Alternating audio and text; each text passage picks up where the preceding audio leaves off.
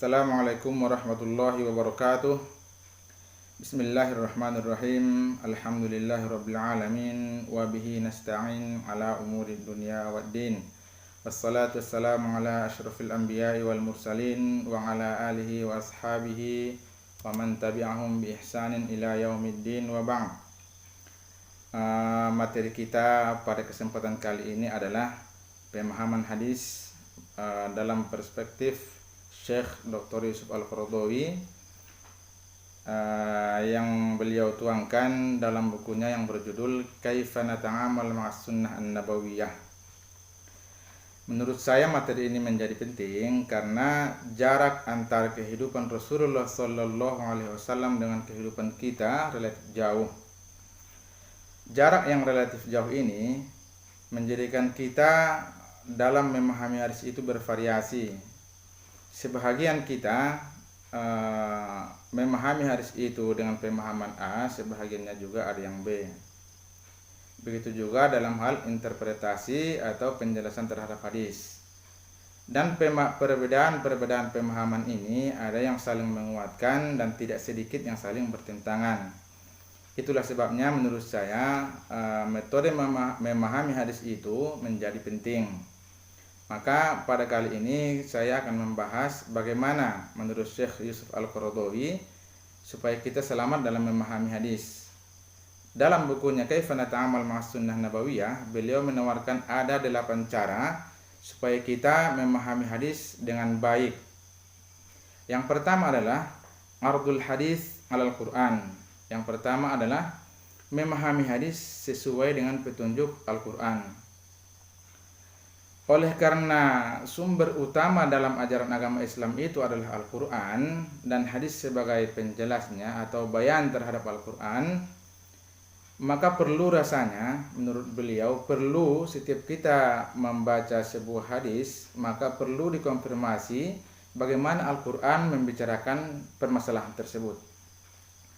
Misalkan dalam sebuah hadis dijelaskan yang diriwayatkan oleh Anas bin Malik bahwa seorang laki-laki bertanya kepada Rasulullah sallallahu alaihi wasallam, "Aina abi?"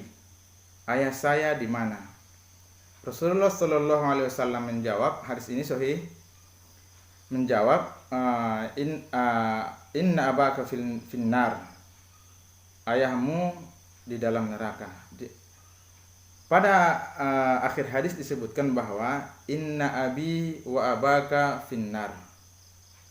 Sesungguhnya ayah saya dan ayahmu berada dalam api neraka.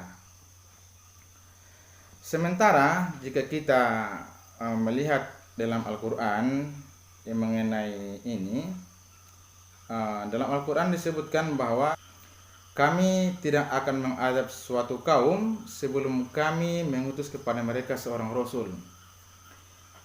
Kita mengingat bahwasanya ayah Rasulullah Sallallahu Alaihi Wasallam Abdullah adalah hidup di masa fatrah, yaitu masa tidak adanya Nabi.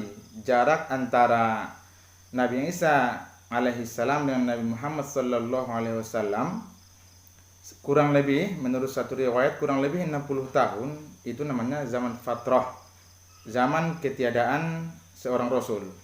Nah, orang yang meninggal menurut ayat yang tadi, orang yang meninggal di sini, orang yang hidup itu orang yang tidak diazab.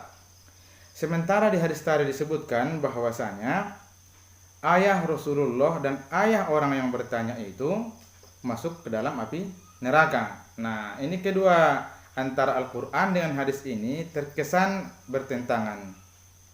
Di mana hadis itu menjelaskan bahwasanya ayah Rasulullah berada di api neraka, sementara di dalam Al-Quran itu dijelaskan bahwasanya orang yang wafat pada zaman fatrah itu tidak diazab, artinya tidak masuk neraka. Nah, lalu bagaimana memahami ini?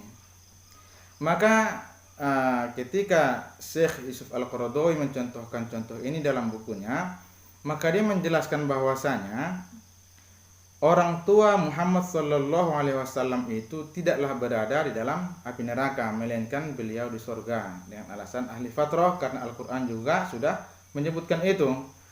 Adapun hadis yang berbunyi inna abi wa abaka finnar, sesungguhnya ayah dan ibu saya itu berada, ayah dan ayah saya dan ayahmu berada dalam api neraka, maksud ayah di sini adalah pamannya Abu Thalib. Pamannya Abu Thalib.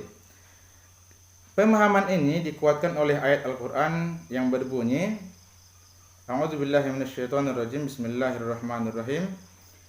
Am kuntum syuhada idh hadara Yaqubal maut idh qala li banihi ma ta'buduna min ba'di qalu na'budu ilahaka wa ilaha abaika Ibrahim wa Ismail.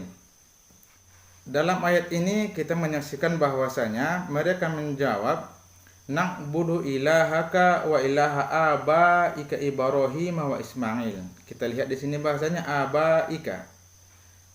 Kami akan menyembah Tuhanmu, Tuhan ayahmu Ibrahim dan Ismail.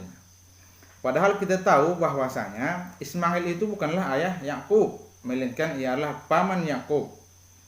Maka Yusuf Al-Qaradawi mengatakan bahwasanya maksud hadis yang di sini, Abi di sini adalah bukan Abdullah, melainkan beliau adalah Abu Thalib. Sementara kita tahu bahwasanya Abu Thalib ketika ia wafat, Rasulullah Shallallahu Alaihi Wasallam mengatakan, saya akan memohon kepada Allah supaya engkau diampuni selama saya tidak dilarang untuk itu. Maka turun ayat seperti yang kita tahu. A'udzubillahi minasyaitonirrajim. Bismillahirrahmanirrahim. Innaka lan tahdi man ahbabta walakinnallaha yahdi man yasha. Wahai Muhammad, kamu tidak bisa menunjuki orang-orang yang kamu cintai, tetapi Allah Subhanahu wa taala menunjuki orang-orang yang Ia kehendaki. Maka dari itu kita menyimpulkan bahwasanya ketika kita memahami sebuah hadis, maka alangkah bagusnya kalau kita melihat dulu, mengkonfirmasi terhadap Al-Quran, bagaimana Al-Quran membicarakan hal tersebut. Demikian itu yang bisa saya sampaikan. Assalamualaikum warahmatullahi wabarakatuh.